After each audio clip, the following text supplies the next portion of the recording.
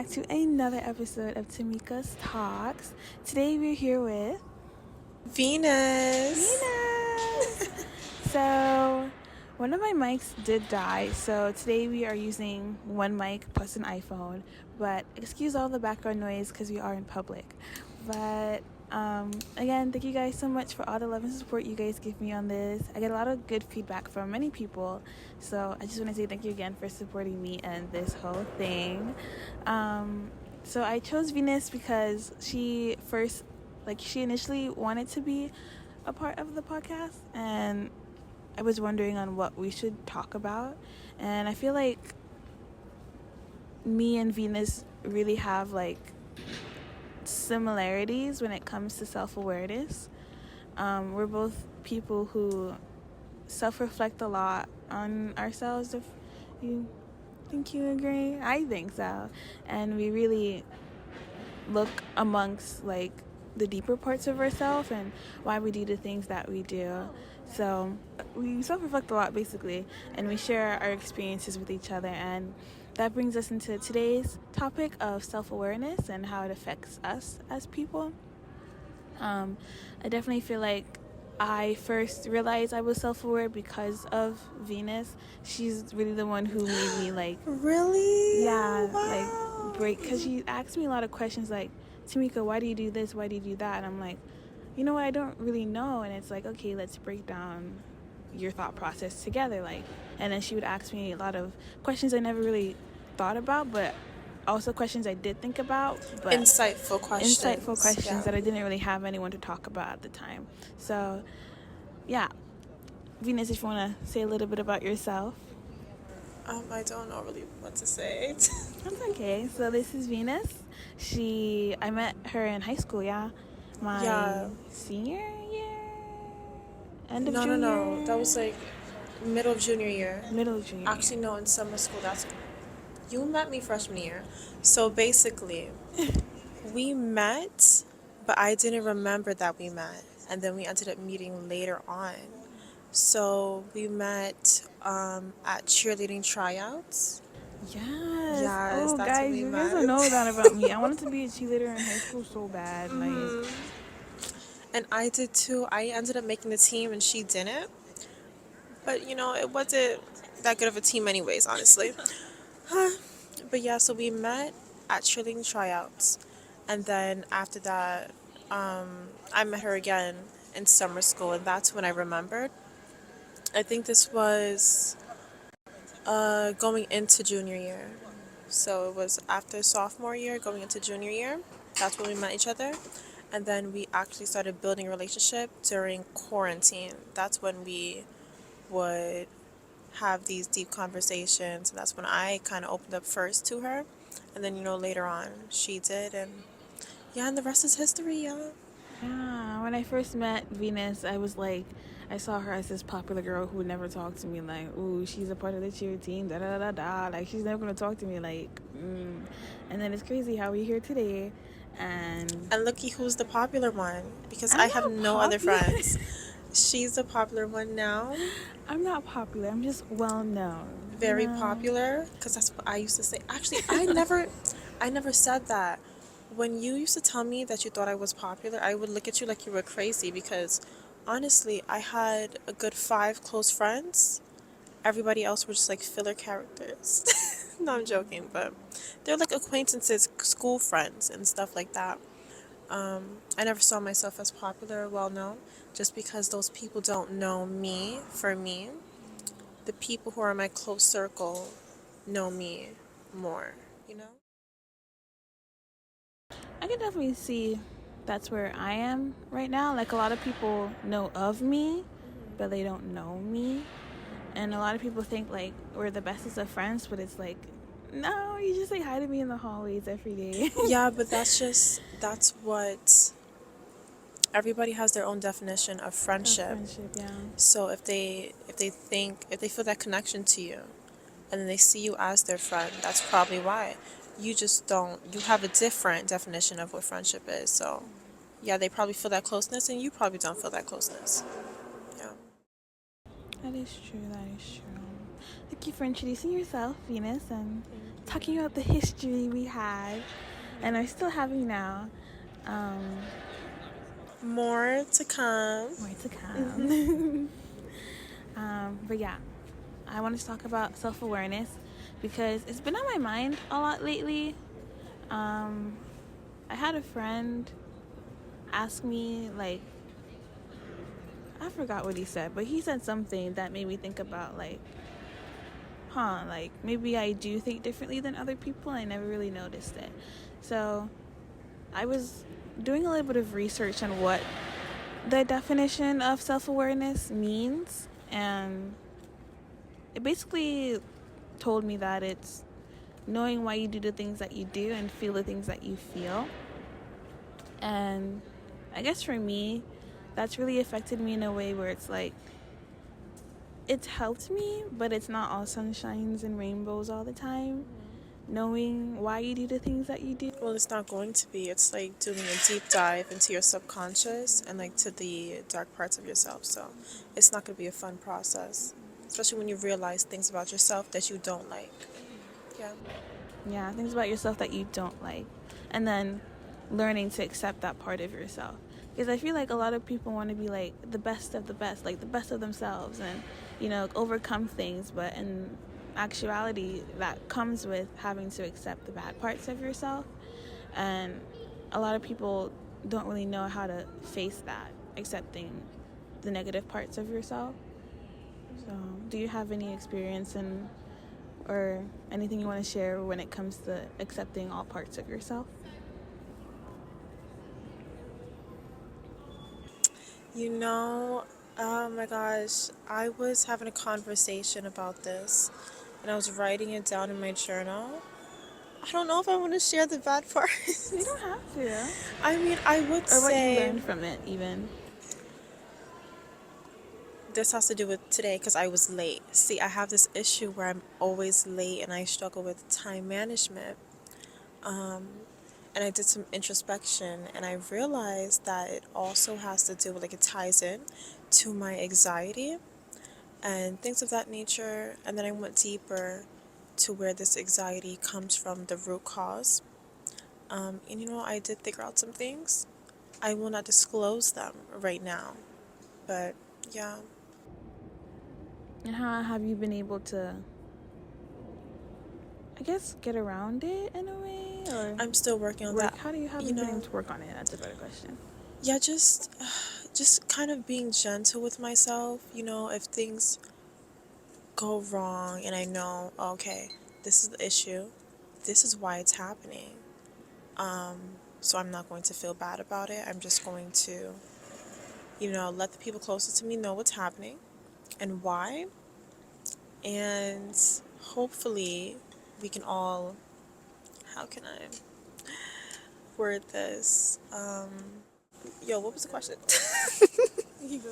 My initial question was, how do you accept the bad parts of yourself? And then you talked about your perfectionism and your anxiety and how that ties together. Yes, I didn't say perfectionism. I said my anxiety. Your anxiety. But it was rooted in perfectionism as well. Yeah. Yeah, and then I asked the question of, how are you overcoming that now? Yeah, just taking baby steps and changing my mindset, being more positive, although that may not give me the result. I want the initial result because I usually want things very fast. But, I've learned to be patient with myself and take time because things don't change overnight. It's true. Baby steps, baby steps. For me, I feel like I've had the hardest time accepting my bad parts, like this year. But it's also...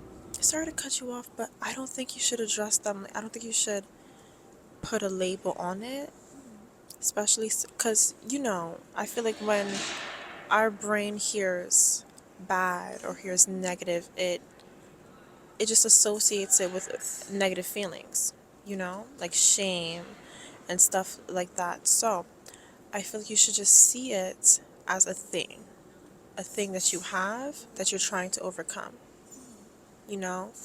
Don't put any negative stigmatisms around that, not that thought, the action that you're trying to stop, the bad habits. the bad habits. Yeah. So just see them as, these are just habits that I'm trying to change. For me, it's not really a habit. It's more like a mindset. So this um, thing that I'm trying to overcome, that I've been trying to overcome this year, has been like Obstacle. That's a good word. obstacle. My obstacle is like been my mindset, because I realized that I don't really know how to regulate my emotions, because growing up I've always been expected to be happy-go-lucky, and I've never really had the chance to feel sadness or anger or embarrassment. Like, growing up, I literally told people I never get embarrassed. Like, I didn't know what embarrassment meant, because I had to like have this facade of always being happy and smiley. And then whenever I was upset, like, people would get upset with me and kind of like victimize themselves and stuff like that. Did that make you feel bad? Back then, no. I was just confused, and I realized that I just wanted to avoid conflict, and the only way to do that, I thought, was to just smile and be happy in their faces all the time. Like, there was this one time in high school, there was this girl, she wanted me to put her name on my paper, and I spent like weeks on this paper, and I was just so upset, but I didn't want to show her that I was upset, so I just kind of ghosted her and left her on delivered, and kind of just forgot about it, and never really like allowed myself to feel the emotions that I was feeling, because it was, I guess, like an inconvenience to me, and I didn't want to deal with those things. And now in my adult life, it's like I feel like God has put me in situations where I'm forced to kind of feel emotions and learn how to regulate them, and it's been very uncomfortable and very weird, but it has helped me in the long run. And I realize now that it's okay to feel different types of emotions, and if it's gonna affect other people, it's not my fault. Like, I'm only human, and I'm not expected to be a robot. Of course, I can try and explain myself, but they don't need a whole autobiography of everything. And I feel like people who are really truly meant to be in my life will be understanding and hear me on certain things. So Yes, that is true. But I would also say that it's an important thing for you. Well, not now, because right now you're focusing on one thing, acknowledging those emotions and actually feeling them. The next step would be to be conscious of, how does my emotions affect my actions, and then how do my actions affect people and their emotions? That's emotional intelligence, and that's how you are going to develop empathy for those people. So that's good that you're doing that. That would be the next step. Yeah. I feel like a therapist. What? Hello. Yes, Dr. Venus. yeah, I definitely do think that's my next step. Once I do fully grasp the concept of how to feel, I feel And like, regulation. and Yeah. regulation of that, it's important to not let it go Yeah. out of control in a way. And like you said, just realize how it affects not only myself, but those around me as well. So thank you, Therapist Venus. Oh my Yes. Thank you guys. Book me. Book God. me. Yeah. And then, like, you see how I was able to know why, and it's because I've like known myself. I just know myself so well, and I really am grateful for that, because I look at people my generation and my age, and it's like, I can read you perfectly, but you can't read yourself. Remember when I said this? I said this a long time ago. I think I'm really ahead of my time, you guys. But I remember in high school, I would say this thing: when you know yourself, you will know other people. When you don't know yourself, it's hard to read other people. It's hard to have that discernment when you're not good within. So if you don't know yourself, you don't know what you like, you don't know how you are, you don't know how you react, there's no way that you can look at someone and you could say, oh, okay, I did this, they probably feel this way, and get that correct. And I feel like if you don't have that understanding of yourself, you can't understand other people, you know. Yeah. It also reminds me of the phrase, like, if you love yourself, then you can love others. And I feel like people just think it's like be nice to yourself, but it's not just being nice to yourself. It's hard. It's understanding yourself, and it is hard. It's super hard, especially when you're young and you don't really have an example to go off of. Like growing up in the Bronx, like you don't have that. Like at least for me, I didn't have that. Like my example of love is not love at all. It was crazy. It was scary. So it is hard. It's really hard, especially when you're young and having to go through things just blindsidedly sometimes. But that's why it's important to educate yourself, and surround yourself with people who are differently minded than you, and just be with open-minded people. And Like me. like So Venus. find you a Venus. Yes. I feel like I have a lot of people who, not a lot of people, but I have good people who are open-minded and really helped me realize that I'm open-minded too. Like in my first year, I had a friend who told me, Temika, you're very misunderstood. I was like, what? You're very much understood? Misunderstood? Because I was okay. misunderstood, that's what he said. Mm-hmm. And I was like, huh, misunderstood? And he was like, yeah, like based on what you're telling me, like you have a lot of hard times connecting with people who are closed-minded and just closed off from you. And no matter how much you try to explain yourself, you're misunderstood. And I was like, you know what? You're kind of right about that. Well, that's because it's not that you're hard to understand. It's just those people don't understand themselves. So how could they understand? Exactly. Because I feel like people really just, like, they swear they know me. Like, oh, yeah, Temika, I know everything about Temika. And it's like, no, you You know don't. what's so crazy? When I first met you, I saw your persona, right? But I told you this. We always have like personal conversations. I always tell her that I hold back with the information that I have towards her just because I feel like one, I can be very harsh and blunt. So I don't want to say something and it comes off in a negative way.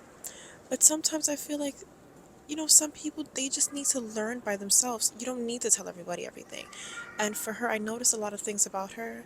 I noticed that she was putting on a persona. And the reason I wanted to be her friend in the first place is because, yes, I like the persona, but I wanted to get to know deeper. With my friendships, I do think it's important to really get to know the person for who they are, the good and the bad and everything. And with that, just not to get to know them to be nosy, but to also help them and help myself. Yeah. Yeah, I didn't really have a lot of people like that. And I still don't really have a lot of people like that. So it was really weird when I first experienced it. I was like, what do you want from me? Like, I was very, like, hesitant, very, like, cautious, very paranoid. I A mean, I little did come off very bit. strong with you. I did. But that's because I saw you as such just a positive light. And I was like, yes, I see myself in you. That's why I really wanted to be a friend. And you were very different from the other friendships that I had. And at that time as well, I was going through a lot of conflict in those friendships. So just seeing her, I love new things. She was like a new shiny object. Oh, wow. No. I'm not trying to objectify her, but that's how my brain saw it. And then of course I wanted to get to know her deeper after I saw that persona. I was like, this is not you. This can't be all the time. This is not you. I know there's something deeper, and I knew other things too. It just bit my tongue with her, but yeah, I just thought you were a great person. Yeah. Thank you. And I still do think that. Thank you. You're I welcome. think you're a great person, too. Thank you. You really taught me, like, that it's okay to think and have big ideas and that I'm not crazy. Like, Yeah, because sometimes I sound really crazy, and I'm very sure, you probably thought like, oh my gosh, what is Venus talking about right now? She's insane. But yeah, I feel like I tend to hold this space for creative ideas and just different personalities and things like that because I like innovation. I like new things, crazy ideas and stuff like that, different perspectives. So I'm not one to judge. If you're expressing something to me, I'm not going to dismiss you. I'm going to hear you out. maybe a little bit too much. I may be a little bit delusional with you, but that's just how I am. I love that. And I feel like it's great to be that open-minded because you do learn a lot. And you make a lot of connections. Yes, you did. You did. So, I saw a statement, I guess, that being too self-aware can be torture for some people. So, Yes. do you want to elaborate on that? I feel like being self-aware is a part of being intelligent, right? Have you guys ever heard of, I don't know who said this quote, but someone said that intelligent people are the most depressed. So it's kind of like that when you're too self-aware, you know too much. You know too much. So I feel like that fosters a lot of, I don't like this word, but negative emotions. I would say, what's another word we can use? For negative emotion? Low vibrational. No, but that's not low vibrational because when you are aware, you are vibrating high. Obscure? Different. No. You feel... I mean, it just would be negative because being depressed it's not a positive thing, you know? Yeah, when you're too self aware, I feel like it can lead you into just having very morbid thoughts and perceptions about yourself and about people around you. Because imagine if I feel like I know a lot about myself, right? No, scratch that. If I'm this self aware person, I may be untrusting of other people. I may be skeptical. But then why would I be skeptical? That's what I'm trying to figure out right I feel now. like if you're too self-aware, it goes into the it goes into the path of self-sabotage a little bit. Yes, wait, yes. Because you know how when you go into therapy, right, and your therapist tells you you're too self aware and there's nothing that they can help you with because you already know everything. Now you need to take action. So that's being too self aware isn't a bad thing. It's when you are self aware but you're not taking action. That's bad. Because you have all these thoughts now. Are you going to change? You know? Because, people who are too self aware, they may say, oh, okay, I know that I'm this type of person, so I probably can't change because of this and this and that. And then now you have all these excuses up in your head. You're intellectualizing everything, and that's going to stop you from taking action. Dumb people take more risk. Now, doesn't mean that you're dumb, right? I learned this in my business class. I forgot what exactly they said. Was it ignorant? No, was it ignorant? I think it was dumb people take more risk, or just people who they're stupid enough to take that risk. They're stupid enough to take that action, and thus improves whatever situation they're in. I wouldn't say stupid, but maybe courageous. Yeah, but you have to be a little bit dumb to be brave. It's like if there's a bear attacking me and I just get up and I fight the bear. Who said that I'm gonna win? Now I end up winning. I was stupid enough to take that action. That's courage. Yeah, yes, it is courage, but you have to be a little stupid. No, I have to be a little bit, because having courage means you're doing something scared. I wish I had the quote with me because I think it was something that Steve Jobs said or something in my business class, but it was on the lines of dumb people take risk, or you have to be dumb to take a risk. Something like that. Don't quote me, but it was something like that. But I'm very sure if someone listens to this, they're gonna know what I'm trying to say. That's okay. But yeah, I do agree. With my example of regulating emotions, like the moment I realized that I'm not good at regulating emotions, I could have easily just like taken every interaction I've had with people and just blamed myself if anything went wrong. And then I can easily spiral into something else. And I feel like I don't know what it is, but there was just something in me that didn't do that. What do you mean? That didn't just like overthink my interactions with people and just blamed it on like, oh, it's because I'm emotionally unintelligent, or like, oh, it's because I know that I'm not good at regulating my emotions and it's all my fault. And like, I didn't fall into that spiral of just self-blaming and, like I said, self-sabotage. In college? Like, just in general. Like, You used to do that? no, I'm saying that I didn't do that. Because right now, like, what's it called? What am I doing? I'm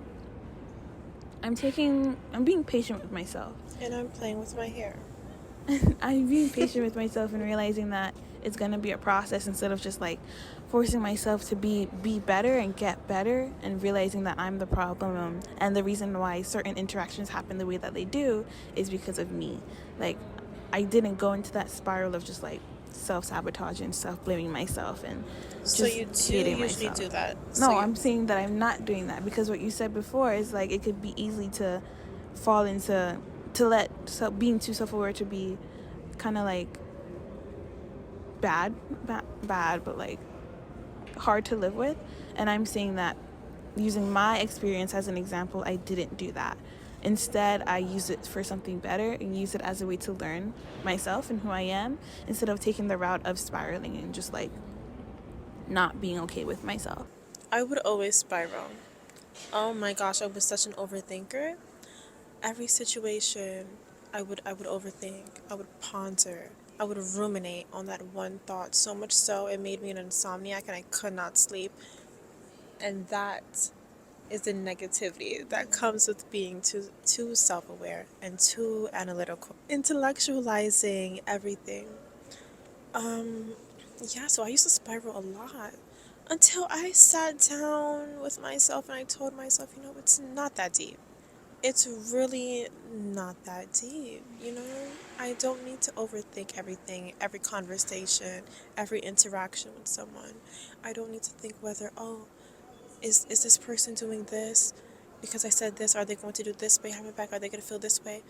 It was just too much, and I don't do that anymore because I took that action um, to stop myself from ruminating and overthinking. And if you're having issues with that, I suggest um, when those thoughts start to come up in your brain, right? You don't ignore it. You acknowledge it, but you don't give it any attention. You know? You know how things can come up in your mind and you start to give it attention, you start to actually think about it, and then words will pop up in your head. It's like you're having a dialogue with yourself internally. Don't have that dialogue, don't entertain that dialogue. Think of that dialogue as a boy that you don't like or a girl that you don't like. Are you going to speak to them? No, you're not going to speak to them. So you can treat it like that. Yeah. So kind of like that aspect of temptation, and not giving into that, and not giving it, like But you yes, said. if you want to take this religious route, biblical route, right? I'm gonna say that over.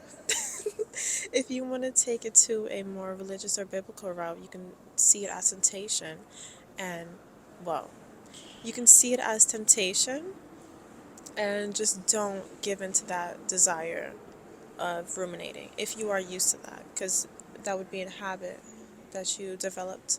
So to break that habit, you would have to resist. Thank you for that. You're welcome. Suddenly, honey, I'm Miss I Philosopher. love I'm Miss that. Love that. PhD. Love that. So how has self awareness affected you present day? It has made me take more action, actually. Yeah, I've been making more moves, you know, been being stupid. And that stupidity, that stupidity is benefiting me. Why wouldn't, mm, I guess that's why you don't want to call it stupidity, right? Um, I've just been taking more risk. Um, Recently, I have been utilizing the counseling office at my school, and I feel like that has really been helping me realizing more things about myself. Although I am self aware, I'm not to the point where I know everything about myself. And I feel like talking to a professional speaking with a professional really helps in that area of realizing things about myself and how to go about the thought process when we're addressing things, negative things, habits, traits, or whatever you want to call it about myself. Yeah, that's been helping a lot. For me, I'm kind of in the era of I know because I also go to counseling, and it was my therapist who made me more self aware that I am self aware. And now I'm kind of in the era of like, now what? You know, like, now what do I do? Like, now that I'm self aware, it's like, how is this gonna affect my future decisions? Like, I mean, the decisions I've made before, like, it doesn't destroy me, but what's gonna happen when it comes to like bigger stuff? Like, when I do start to learn to become more emotionally intelligent, like, how is that gonna go for me? So I'm kind of just like, Wait, can you say that again? what part? The last part. Like, I don't know how it's gonna be once I do become more emotionally intelligent. You'll just be a better version of yourself. And I don't know, I'm just kind of like in the era of just like, okay, now I don't know, like, what's my future gonna be like? Like, how else can I be improve? How much more can I improve? I guess is what I'm trying to say. Like, because I go to counseling, it helped me a lot, like you said, like just being able to understand myself. Because it's one thing to have the thought, but then what do you do with those thoughts? You know, You it's act. one thing to have that thing, but like, how do you know what to do and what's right or wrong? So I feel like going to counseling really helped me with that. And now it's kind of like, okay, now what? Like, what else is gonna happen? Like, how else am I gonna improve and affect not only my life but the lives of others? Like, Do you find that thought exciting? I do. I do. Just because of like the feedback I've gotten from people. Like, back in October, I gave a talk on my testimony about my faith, and I've had a lot of people come up to me just saying a lot of sweet things and how inspirational I am and stuff for them. So it does make me excited, because it's like I don't realize how much my actions affect people even in today's time, and how much my words affect people in a positive way. Like, even my coworkers, like, we always have insightful conversations, and it's like, oh, Temika, I never really expected that from a 21-year-old. And it's like, yeah, you know what, me either. Yeah. But Yeah. I'm excited to see who else I can meet, and how just me being myself can change someone's life, basically. So When I went through your birth chart, right, I saw that you were going to be this influential person and that you would influence a lot of people and you will have just a great support system and you will really find your community and your group of people. And that's actually what your purpose is, to influence and to be influenced and to just find your group of people. Yeah. So you will struggle in that department, but you will also excel once you get older. Yeah. Once you grow and stuff, you will meet the people that you want to meet and the people who will more people who will teach you, you know? And you will be a teacher as well. But she had said something when she was talking. You mentioned that you helped people without knowing, right? And today I found out that I helped Temika. What? I never realized that I help people. And it's really crazy because it's usually older people who would come up to me and they would be surprised about the things that I know. Just, I guess, my introspection and how I articulate myself and how I just get my thoughts across and things like that. They're just very surprised. I'm not too sure if I helped them, but hopefully I can continue doing that and hopefully I can help people without I guess looking, well, I lost my train of thought. I was just myself. I was just myself, and they were just surprised to hear the things that I had to say. I helped them without knowing that I helped them. And I hope to continue to help people without knowing, because I feel like it's more genuine, it's more authentic when you don't know that you're helping, but you're helping. why is it more genuine not to know if you don't know? I feel like if you know that you're helping, it can come with, what's that? So it could come with a bit of ego and pride.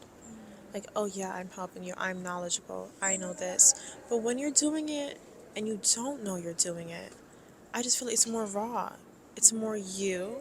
It's just more authentic. There's no other word to describe it really. Yeah. So do you think, I guess for you, it's more helpful to not know just so you don't get that unnecessary ego?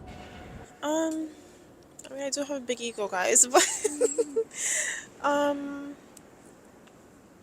yes and no. Because a good amount of ego is good.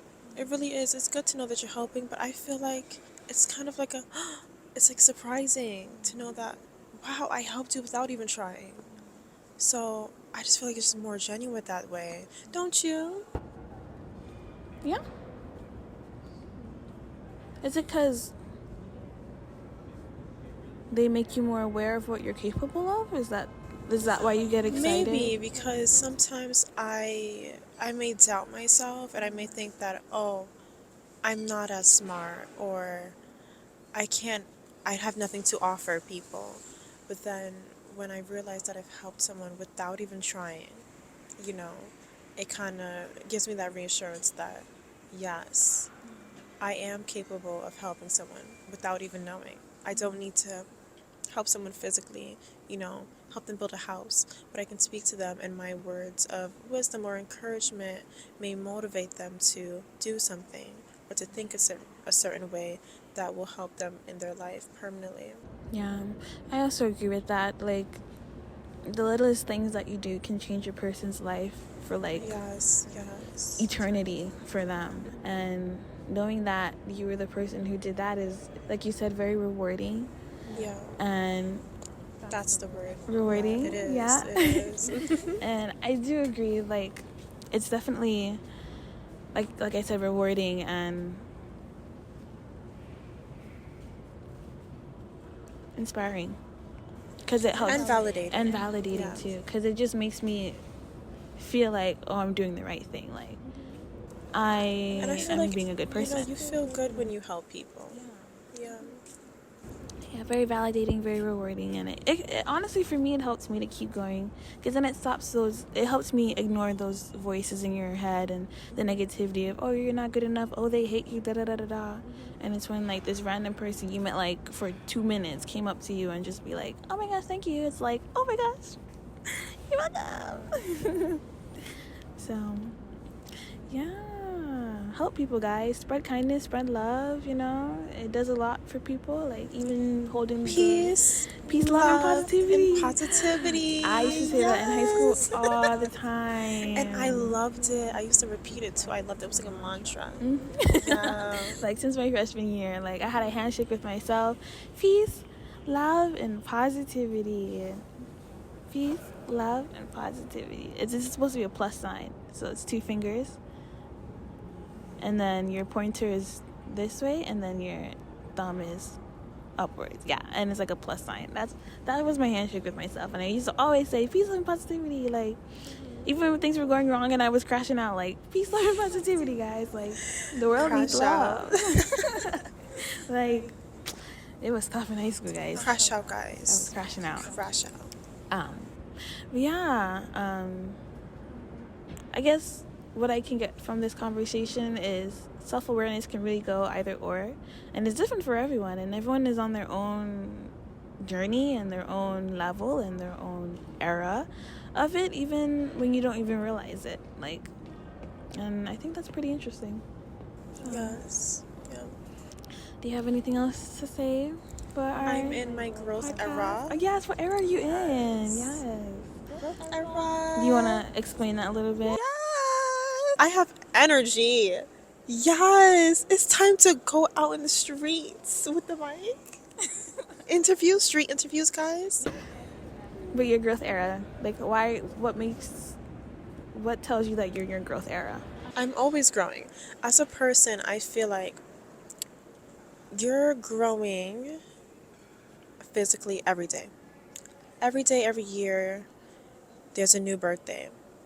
And with every year there's a new year, every year there's a new birthday, right? With that, you're growing physically, you must grow mentally. I refuse to be an immature adult. I refuse to act like a 16-year-old at 30.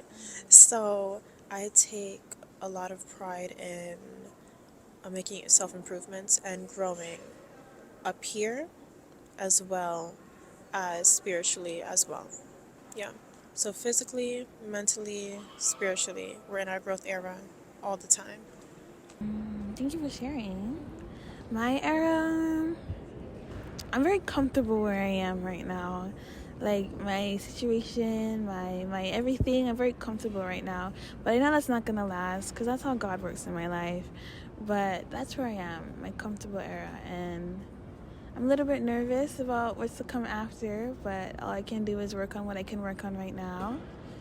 And I'm getting older. That's also super weird for me. It's lovely. Oh, I'm scared of growing up, guys. Like I literally get birthday depression. Like I hate my birthday. Really? I hate my birthday. I hate my birthday, and I always get so like anxious and sad because I'm like, dang, I'm growing up, and I feel like I've done nothing with my life. Yeah, I'm scared to grow up, guys. I But can relate to that actually. last year for my birthday, I went to the Philippines and Korea, and that was like my first time I've genuinely enjoyed my birthday because I feel like I was doing something with my life. I was solo traveling, I was meeting new people, but then again, I think it was kind of a distraction for me of the adrenaline and realizing that I'm growing older because There's nothing wrong with a good distraction. yeah, it's very beneficial. I love me a good distraction, you guys. I learned to be a lot more independent, and I really gained a sense of security from that trip. So, but I'm really, yeah, I'm in the era of just like I'm very comfortable right now. Like I love where I am. I love the people that I'm with, and I've moved on from all the toxic people in my life. Like there's people who love me, and I realize that. So I'm very comfortable where I am. So, yeah. Did you have anything else to add for the people, for me, for you? For the people down, not really. No? All right. So this is the end of our podcast. Would you mind if we end off in prayer? We're going to pray. Is that if that's okay with you? Oh, that's so lovely, actually. Wanna bow your heads? Yes, Father God. Okay, Lord, thank you so much for allowing me to have another podcast, Lord. Thank you for putting Venus into my life. I pray that you guide her and that you show her that there's a lot more that you have planned for her, Lord. Lord, I pray that you help her to continue growing and to continue understanding herself and to influence even more people around her.